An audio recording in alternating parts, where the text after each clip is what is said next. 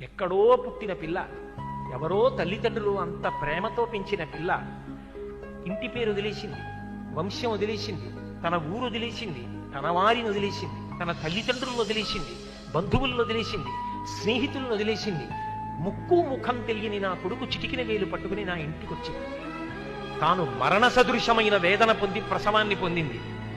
నేను తాతనయ్యానని తాను పొంగిపోతాను. నా వంశాన్ని నిలబెట్టింది. మా మామగారు బాగుండాలని కోరుకుంది, మా అత్తగారు బాగుండాలని కోరుకుంది. తాను నోము చేస్తే, వ్రతం చేస్తే నా భర్త దీర్ఘాయుష్మంతుడు కావాలని అడిగింది. నిద్ర లేచి మంగళసూత్రం కళ్ళకద్దుకుంటే మా ఆయన బాగుండాలని కోరుకుంది. నా కొరకు ఆమె ఏం అడగల. తన అత్తవారి కొరకు, పుట్టింటి కొరకు. ఆ పిచ్చి తల్లి ఎక్కడో పుట్టిన పిల్ల నా ఇంటికొచ్చి ఇన్ని చేసిందే, ఆ పిల్లకి నాకెక్కువ, నా కొడుకు ఎక్కువ అంటే ఆ పిల్లే నాకెక్కువ.